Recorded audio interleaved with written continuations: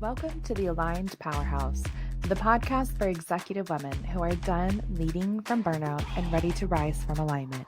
I'm your host, Dr. Brittany McGeehan, licensed psychologist, high performance and mindset coach, and guide for high achieving women who are ready to lead, live, and love without abandoning themselves. Here, we unpack the nervous system truths, mindset shifts, and emotional patterns that drive your leadership so you can build power from the inside out. Let's get into it. All right. Hello. Welcome back to today's episode, guys. Okay, I'm really excited because today, actually at the time of this recording, I am in what is called, what my team has now deemed the retreat bubble. We are rapidly ascending into retreat season over here, which means I am in the busiest time of the year.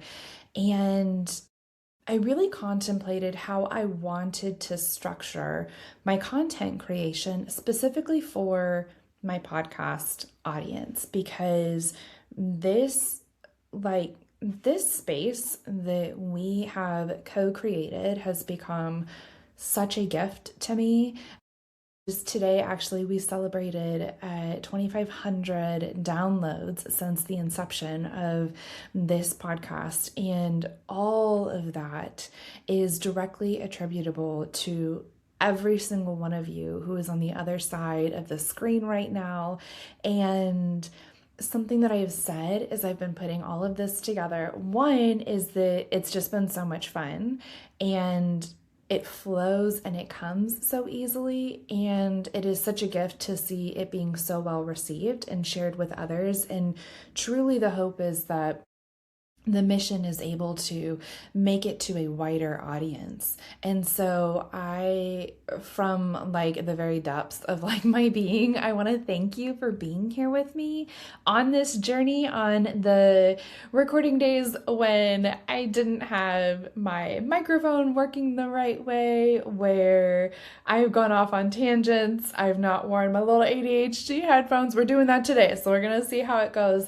But truly, this entire podcast just feels like such a gift in co-creation and a part of my creative process. Not that you need this information, but you're getting it anyway, is that I sit and really think about what aspects of my message really need to be stewarded and heard right now.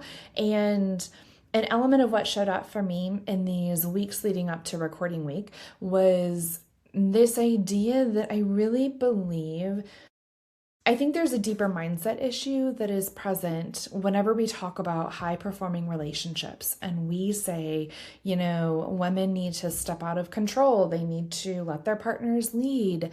I genuinely do think there's there's nervous system shifts here, there's mindset shifts here, but there's also a significant skill deficit.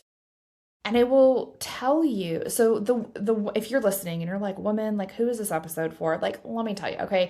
So today's episode is for the woman who acknowledges, hey, I do step into control. I do step into being coach, right? Is another way to think about that. It's not always about control, but it is you are the executor. You are the person who, we all know your prefrontal cortex is probably all lit up, right?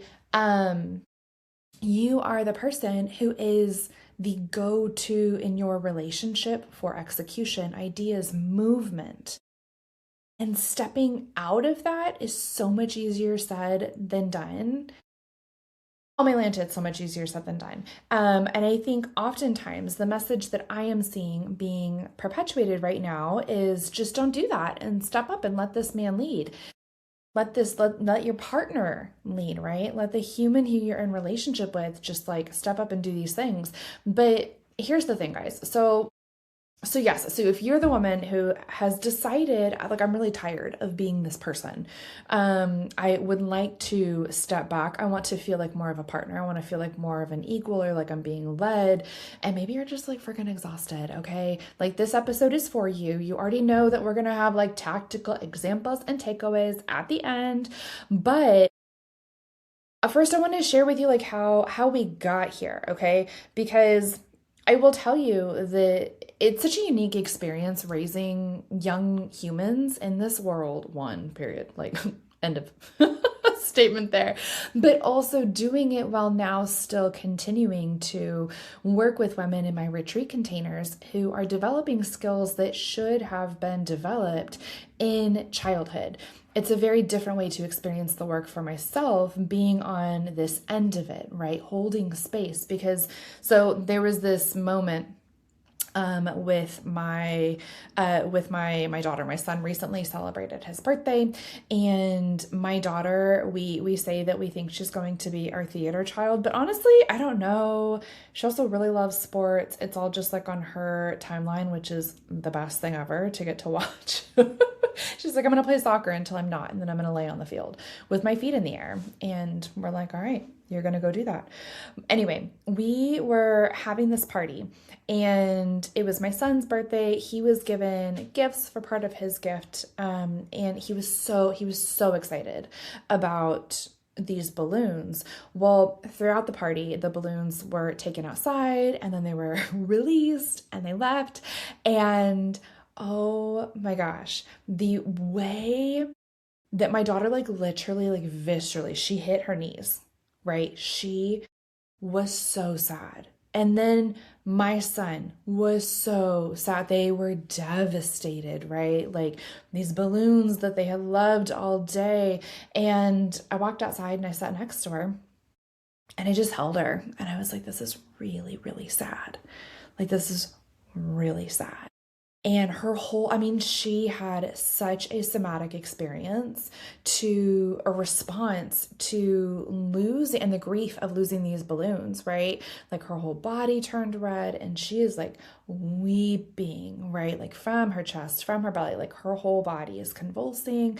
And I just sit with her, and I didn't say anything, and I didn't tell her you're okay, but I just kind of sit with my hand on her back. And like, then Sammy comes and he sits and he's wailing. And I was sitting there and I'm thinking in my head, I am a plant, and it is safe to grieve. And as she starts to sort of move through her process, she begins saying, you know, like she's processing all the plans that she had for this balloon. She is saying, I wanted to play with it, and my Bubba was playing with it. We were going to bring it into our room.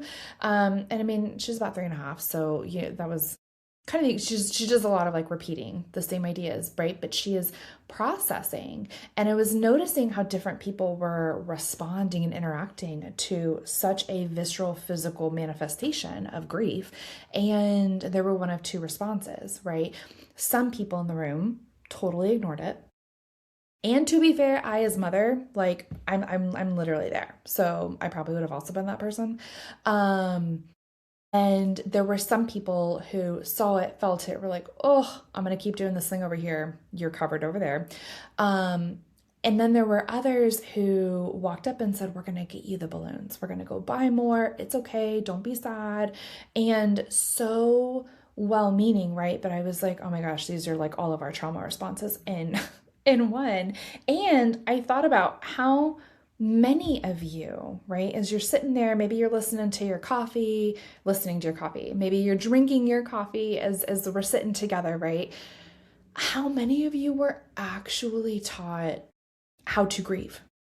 How were you actually taught to see and experience an uncomfortable situation and to not have to respond with action?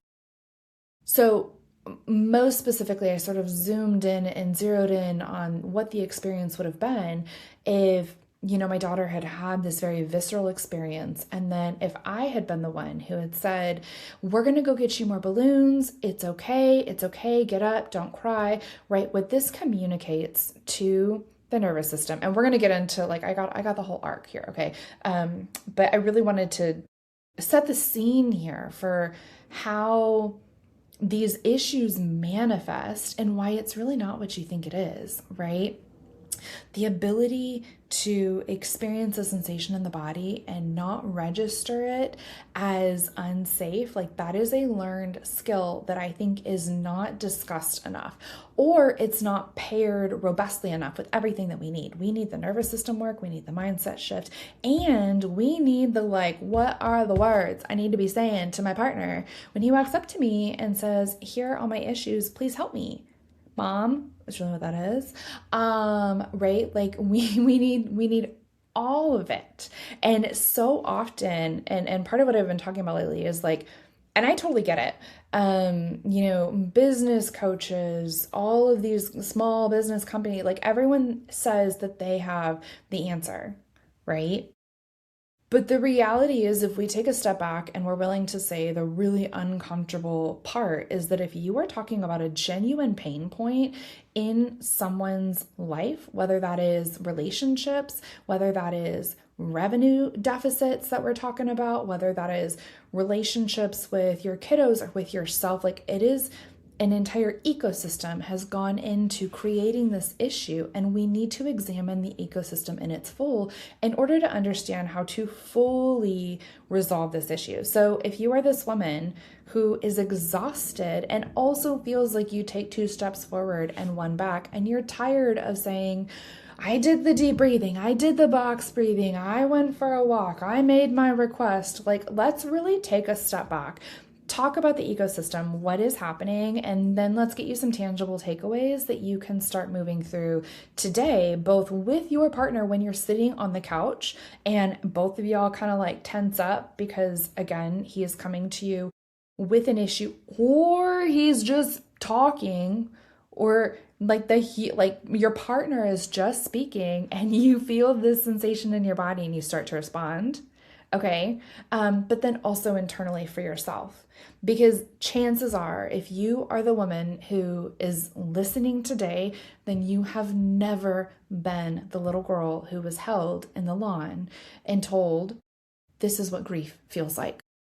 And you are safe to feel it. And you can completely lose your mind. You can hold this and I will help you. Right. Which is part of the phrase that sister heard from me, which was, mommy can help you hold it. Let it out. It comes out through tears. It comes out in your body. Let it out. I will help you hold it. Right. So, and we're talking to both pieces of you today.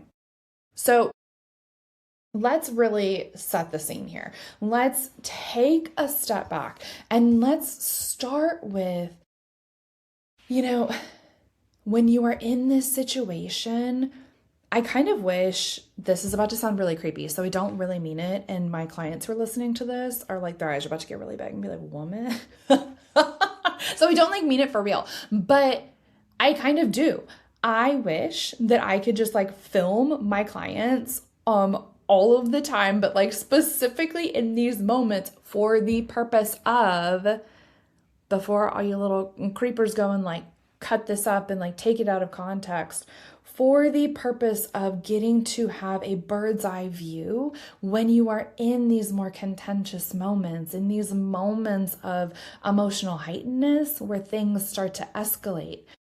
Because there's so much power in being able to slow down and thoroughly examine what is happening. And when you can really take a step back, you not only see the room, you see everything that happened that day, you see everything going on in someone's body, and you see everything going on in the other person's body. And yeah, I've been doing this a long time, guys, and I've never had a conversation with anyone who, once they received full context of exactly what was going on, y'all are phenomenally intelligent women. Once you have the full situation, chances are we can pinpoint where we went wrong or why we stumbled, right? So if I could do this for you, which I'm not doing, I probably shouldn't joke like that because the robots are everywhere, okay? But what I want you to know, one, when we are in a moment of wanting to connect with our partner, one, we have a template for doing this, okay? Okay, I'm going to jump in here really quick because if this episode is feeling uncomfortably accurate, here is the truth. Insight alone is not going to help you rewire this.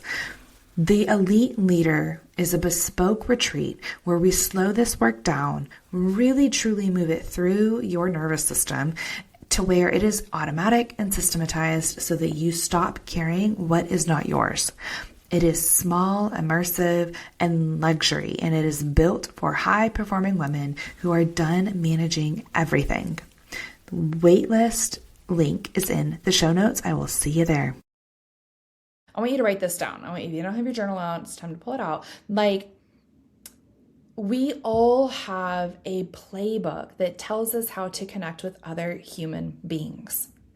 If we are lucky, then we received a playbook in childhood that says, I receive connection when I seek connection. And the way that I seek connection is by asking someone to play with me, or asking for a hug, or noticing that I am thirsty and I ask for water, right? Which later translates into a woman who fully understands and is attuned with not only her body, but also her desires and what needs to come next, right? Most of us have not received this experience in childhood.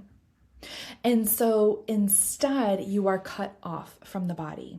So you have this person who, instead of understanding connection as being related to themselves, they understand staying connected with their caregivers requires them to watch the room, right? Think about the response that my daughter received from another person who said, we'll get you more balloons. Don't worry about it. Da, da, da, da, da. Right? Again, literally some of my favorite people on the face of the planet. Truly.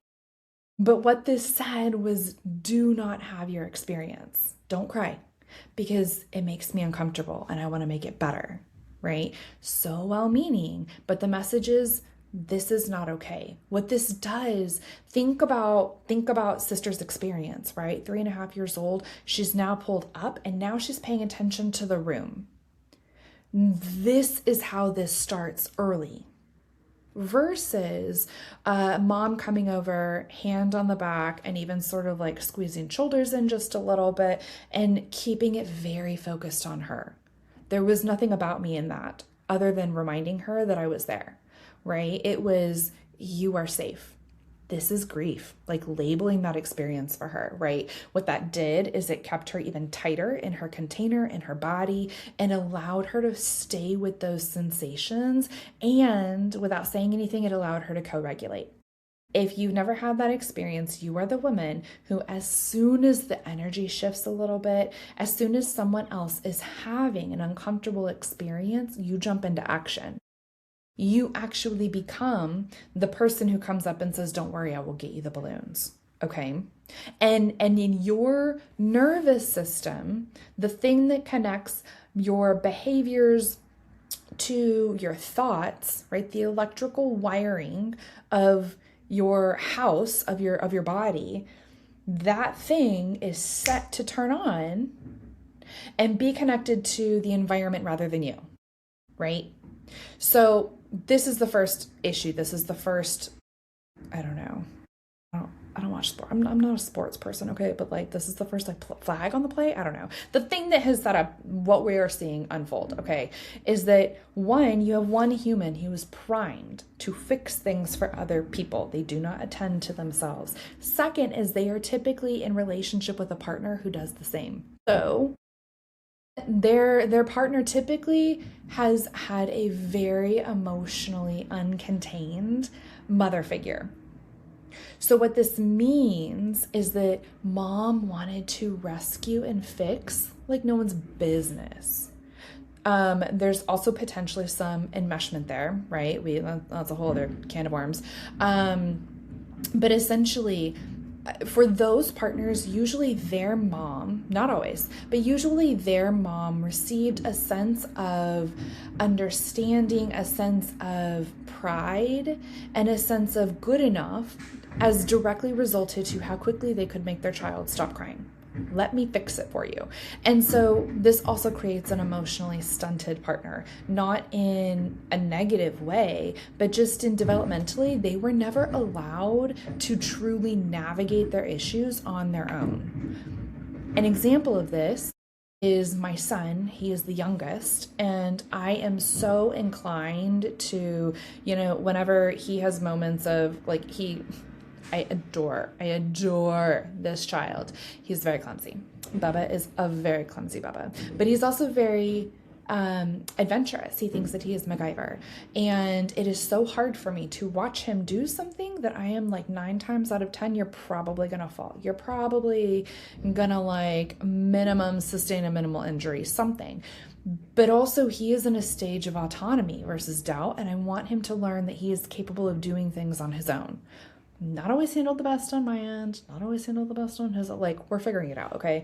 But the point is that a lot of times they don't receive that. So then you put someone who is used to and wired to receive connection by saying, I have a problem, please fix it, right? A very maternal way of connecting. And then you pair them with someone who their template for connection is let me fix everything, let me be okay, and let me make you okay, right? You put those two people on a couch and they try to like process their day, you bet someone is gonna have advice for the other person, okay? If you're listening, you are probably the person who goes into coach mode. You go into coach mode, let me fix it, and it feels good for the other person. Because keep in mind, that is the connection that they are also used to receiving, right? So, and that's just one piece of it, is that the two people here, their patterns are inextricably, like they are so well programmed for one another. They fit together, right? This is part of why you are with this person, is because there's opportunity here for you to be able to move through and actually resolve some of these original wounds in the first place. We just don't realize it, okay?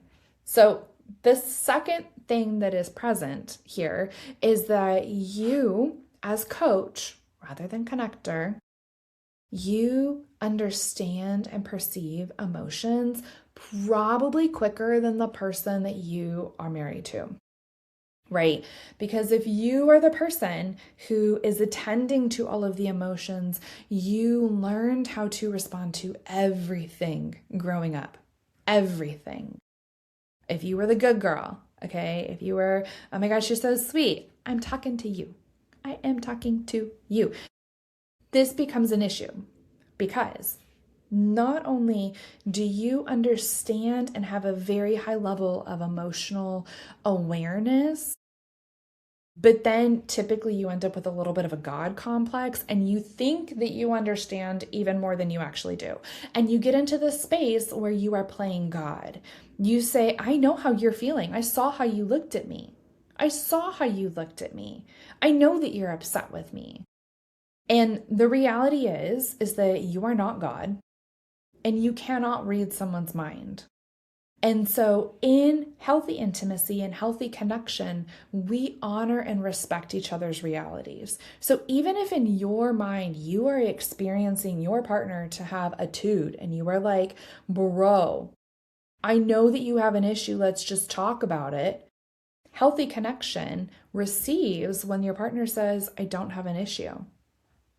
Okay, then I'm going to go ahead and move on with my life and pretend as though what you are, like I'm going to receive what you are saying at face value. Okay, this is oversimplifying this process a ton, but that is what healthy connection looks like versus I know and I am right and you are wrong. Like how incredibly invalidating, right? Okay, so then here's the other skill that was never but also like a universal truth, right? That was never handed to you if you were the good girl. If you are the person who's like nodding their head and they're like, girl, please, I'm on my first cup of coffee, right? Like you were never handed the idea that everyone gets to live their lives their way, like in a very healthy and contained way, right? Truly, there are a million different ways to solve issues, to solve problems. There are, like, I'm reminded of a conversation that I had with one of my best friends. And he sort of, what did he say? He said, we were talking about parenting, and this was before I'd had the kids. I was early in my career. He was my supervisor, or had just not been my supervisor. I don't know, it was it was a long time ago. Either way, we're having a conversation about parenting, and he is like, there's no higher calling. It is the most important job in the world. And my response was, I think if you have children, it's the most important job in the world, and all the moms are like going to come for me.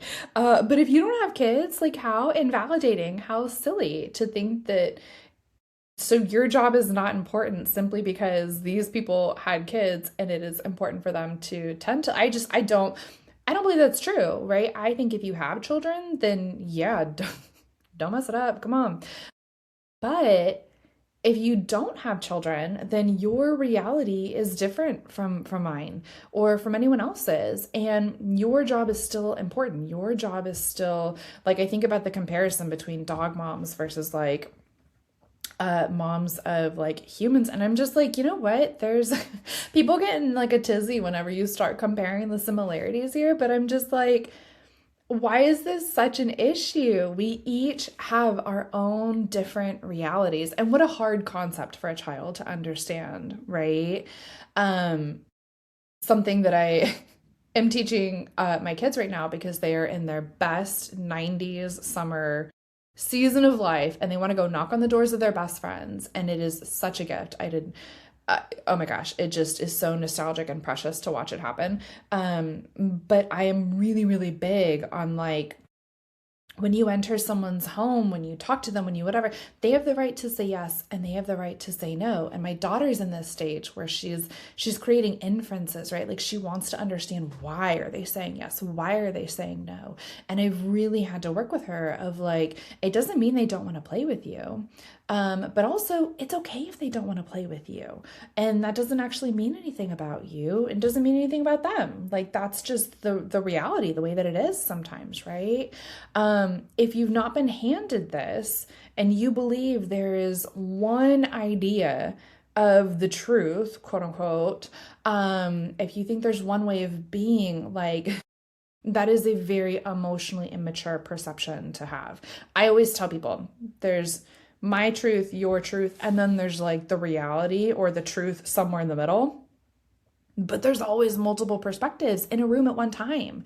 And so much of healthy intimacy, which when you break that down into me, see, like, the baseline goal that we are driving toward is simply to be able to understand the other person's reality. And then can I tolerate empathizing with that? Or am I going to have a little bit of a toot or whatever, right? Like, that's truly what we are driving at here, is simply understanding this other person's reality. So, we've talked about, how do you get in these situations? Coming back to the couple that's on the couch, right? They're sitting there, and as husband starts processing his day, then partner starts to sort of like stiffen a little bit, and they run down their list because, have you thought about this? Have you thought about that? Have you thought about this? Well, if I could like zoom in, my like metaphor gets even creepier. I don't mean it to, but I'm like, if we could zoom in on their nervous system, like zoom in on their body, but like not in a weird way. Okay. Like, if you could zoom in on the nervous system, what you would see is that little girl who lives inside of you, as you're listening to your partner start to process these things, has this moment where there's anxiety, right? One, you're probably absorbing a little bit of their anxiety, the you, me, we, but also two, there was an infinitesimal moment where you noticed the look on your partner's face, the slight shift, like your nervous system is responding to these teeny tiny little bitty nuanced responses. And it sends you from parasympathetic, if you were even there, right? Which is the piece of our nervous system that is rest and digest. We have to make it into this piece of our nervous system, which you don't really have control over, in order to be able to just simply like function healthily. We don't live there, but we want to be there, right?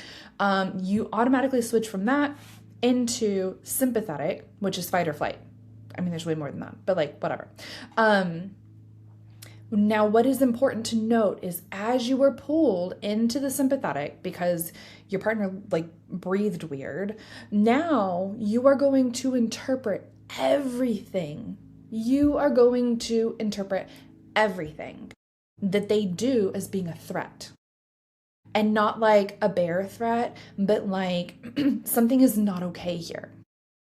There is so much power in your mind and the way that it influences how you are seeing what happens in the world. I want you to literally imagine that you put on a pair of, whether it's rose colored or maybe it's blue, whatever, but a different color of glasses, and all of a sudden the world looks different. Okay? This is like the definition of a regression. And I want you to know that if you are in a space where you quote unquote know exactly what your partner needs to do and exactly what they're feeling, you are in a regression. There is a teen or a little who is on board and is driving. Again, it doesn't even necessarily mean that they're wrong, but it does mean that you are not grounded as you are responding, right? Because you've been taught that overfunctioning equates to safety. Being the good girl, being the one who pushes their feelings aside, being the one who deeply like will fuss around the house and make everything okay so that the adults in their lives don't have to feel uncomfortable about anything. And that's your baseline. So you are also the one who just knows. They just know what to do, okay? So at this point, we have your nervous system as a part of your ecosystem that's all tied up in this mess, right? We also have your identity, which means that now we've looped your brain into it, okay? And again, if you pride yourself on being the one who knows what to do, that is needed by other people, and who is going to execute and get things done, you are at huge risk for this. And again, if you are in your sympathetic nervous system, if you're in this very protective place, it is impossible to connect with the other person. It's just not possible, which is a really good thing, right? Because let's be honest. If you are being chased by a bear, if your kid runs into the street, that one's top of mind for me, right? We don't want to have a moment of putting our hand on our heart and saying, feel connected to fear and anxiety. And now I'm going to start running to save my child or to flee for my life. Like, no, we don't want that. That is not the job. And ultimately biology wins, evolution wins every single time. And like, thank goodness, because we don't always make the best choices. So this is huge. This is huge. Understand, if you are in this space, I want you to associate that with like, it's not possible for you to connect. Okay. And here's the issue is that now you don't have curiosity. Now you don't have a sense of what does my partner actually need from me? Instead, you are trying to manage them, right? And here's the thing, is that in that moment with my daughter and the balloons and what happens time and time and time again, is that when you respond from a place of anxiety to someone else's discomfort, you are regressed. Meaning there's a younger version of you who is driving. And this is a big deal because you can't co-regulate with someone who is regressed because their nervous system is amplified. I'm not saying it's right, wrong, indifferent, whatever, but that is not a nervous system that can help another nervous system start breathing together. It's just not possible because neither one, like both of them are freaking out, right? So I always say regression loves company. What happens is you are regressed and you go into coach mode. Have you thought about this? Have you had your water? Have you slept enough? It would be really helpful if you would join me in my brand new gym workout routine or in my new thing with my nutrition. I am going to scooch in here just for a quick second. If you are a woman who is already doing the work, but you know that there is another level of peace, clarity, revenue that you haven't accessed yet, this is for you. Most high-performing women do not have a capability or a skill set problem. They are simply focusing their energy in the wrong place at the wrong time. The Capacity Index quiz shows you the one lever that will create immediate traction with where you are at today. In just 2 minutes, you will know exactly where to focus so that you can move faster, lead cleaner, and stop wasting energy. Take the quiz, link is in the show notes. Like you start fixing because you regress, but you think you're not. You think that you're in like, let me help you mode. Okay. Well, then regression loves company. So then your partner regresses too. And maybe they were regressed in the first place. I don't know. I'm not pointing fingers, but like what happens is they shut down. They withdraw. They feel like you are managing them. And this ultimately creates distance because again, now he's not experiencing you as his partner who trusts him and looks up to him. He is seeing you as his mother who never trusted him to make his own decisions, never trusted him to make his own mistakes. And there's work there that he needs to do. Absolutely. But the point is that we don't want 4-year-olds going and like having sex. Okay. We don't want kids who are in very serious relationships. Like everyone hopefully is like, ugh, horrible, right? Good. I want that to be like the reaction and the response. That is, it's one of like our go-tos is like, I don't want to be married to a child. Right. And so in order for this to take place, you first have to find your adult. You don't just get to like point the finger. Right, guys? So, and it's just a cycle because then this leads to more resentment, more exhaustion, more loneliness. So here is what I want you to know. Okay. Because this part is painful. This part is, I see it all the time on like Instagram and podcasts and all these things. They're like, show up as the partner and like have an aligned partnership. Guys, like aligned partnerships are so much freaking work. They're so much work and they're expensive depending on how you do it. Okay. Let me just like burst anyone's bubble, but like a little bit.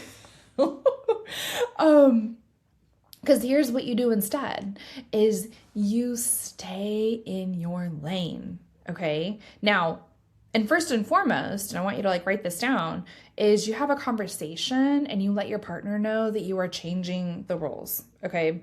And I will say, if you are purely,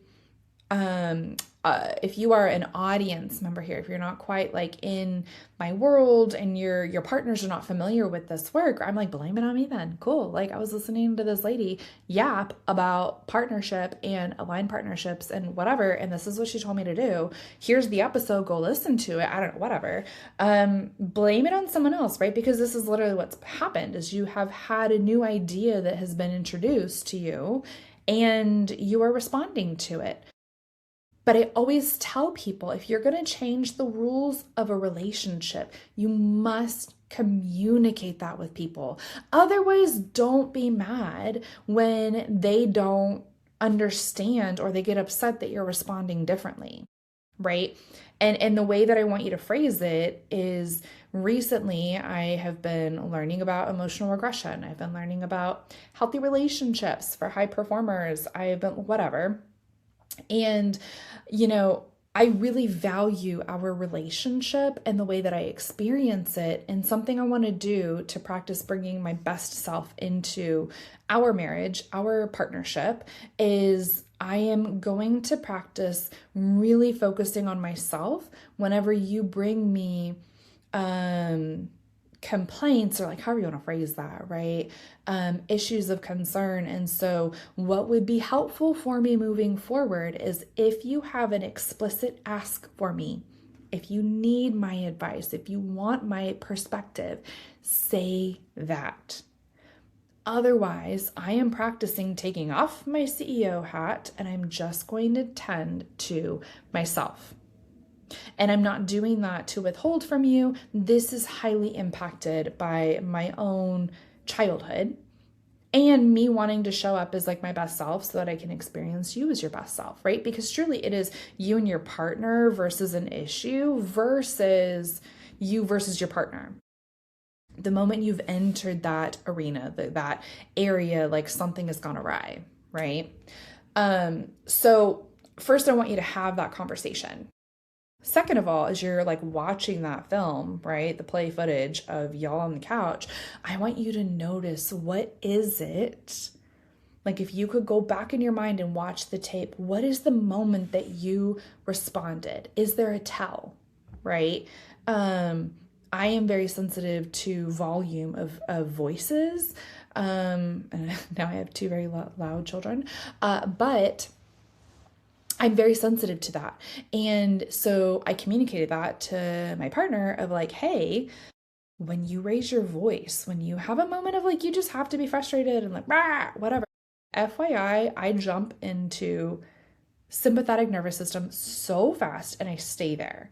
So if you really need that release, I don't want to take that away from you, but if you can give me a heads up and you can go in a different room, that would be fantastic.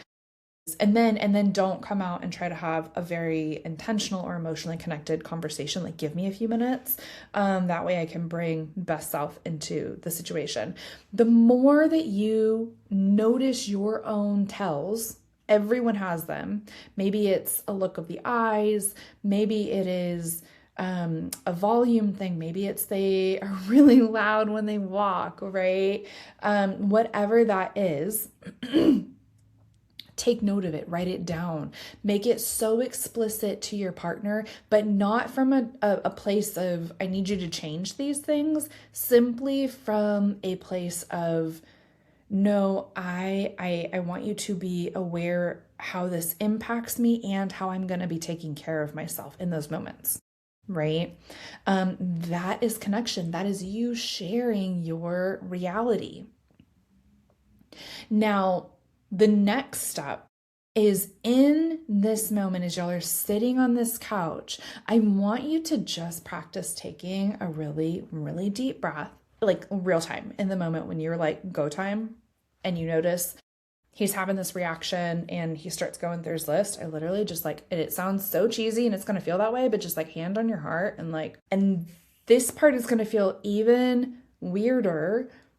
I want you to say out loud or in your mind, I am safe. Because although you don't feel emotionally or like you don't feel unsafe with your partner, your nervous system is responding to a lack of safety because it's being pulled back to this moment in childhood where it was communicated something different, right? So I really, really want you to get the reps in terms of allowing yourself to slow down. And when you're doing that, like deep breath, I am safe, you're actually tending to those emotions, right? Think about how that replicates the experience that my daughter had of literally being held and being told, you are safe. It is okay for you to have this experience, right? When you do that, you are really building that self-trust. And when that happens, you can regulate a lot easier. Now, all of this is fine and dandy, but there's another step here, okay? As your partner is going through their woes, right? Their list or sharing their day or just processing, like whatever it is, I then want you to notice what happens inside your body. Is it anxiety? Is it fear? Is it frustration? Is it resentment? And then I want you to like put this over here. You're going to come back to that. But then I want you to communicate to your partner, do you know what you need from me right now? Do you need me to just be with you? And perhaps, and when someone says, I need you to be with me, usually what they're looking for is held space, which is, I'm going to make eye contact. I'm going to put my phone away. I'm not going to be a creepo with my eye contact, but like, I am going to tell you with like my body language and with my words, like I'm with you and this makes sense. Okay.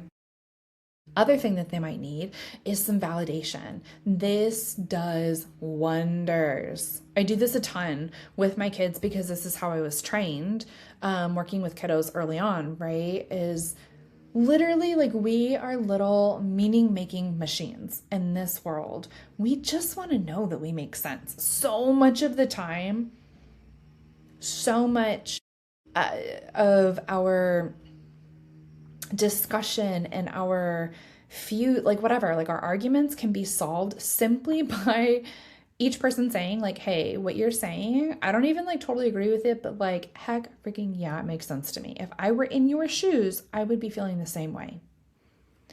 This is empathy.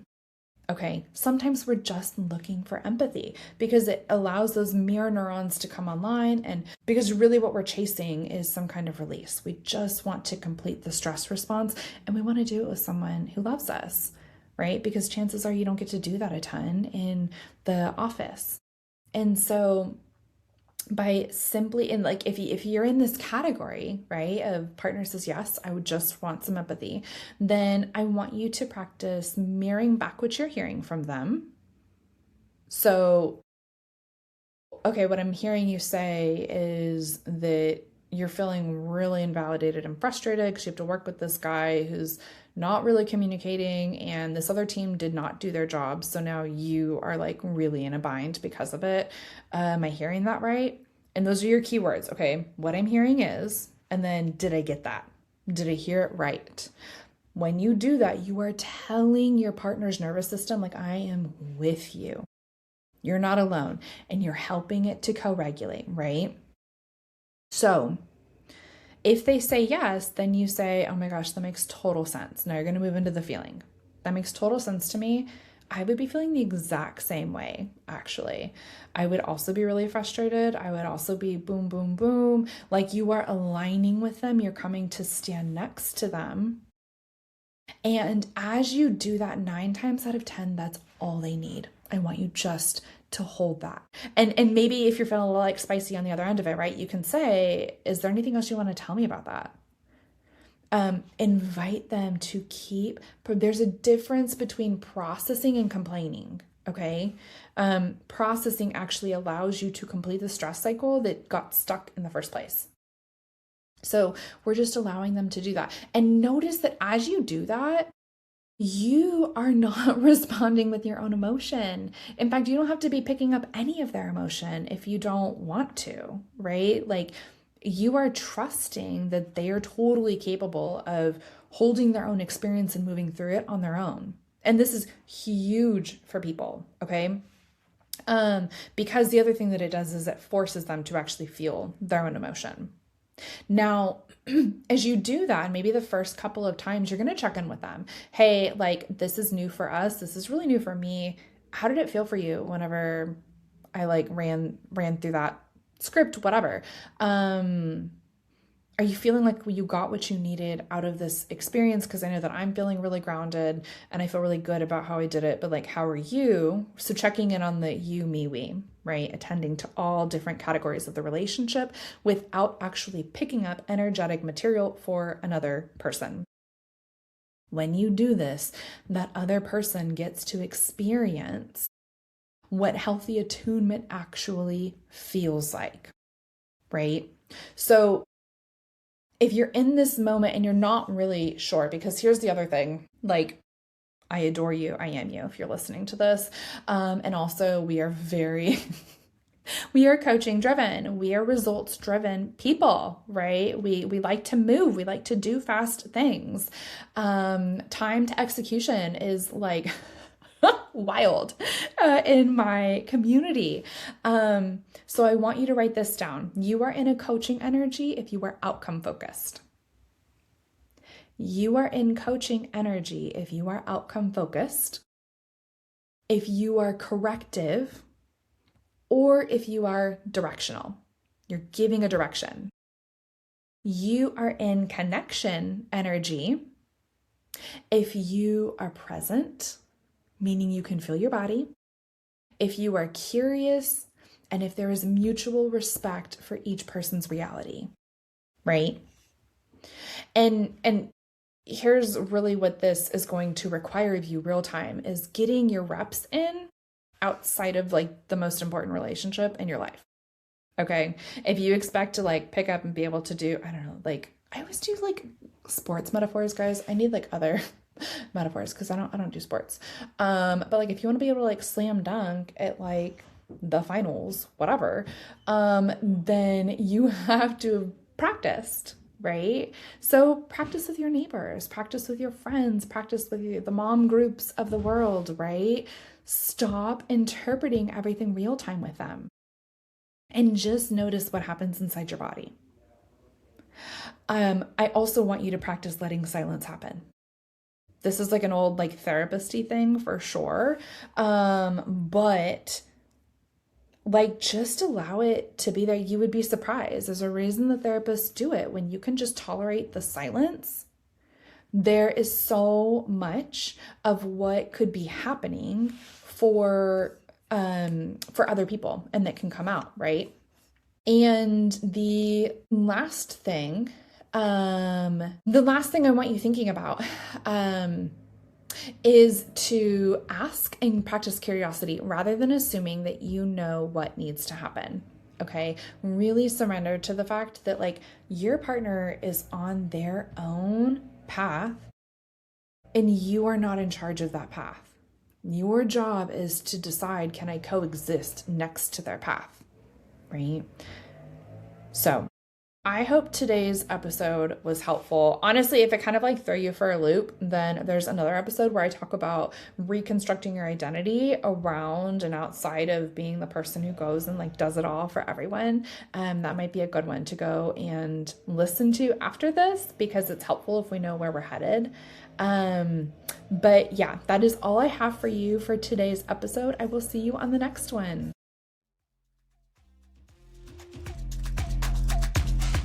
Alrighty, friend, that is all for today's episode of the Aligned Powerhouse podcast.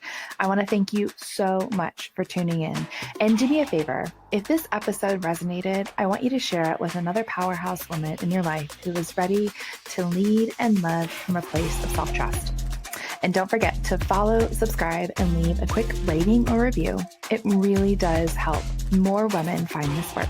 New episodes drop every week. Until then, lead with self-trust and let yourself be seen.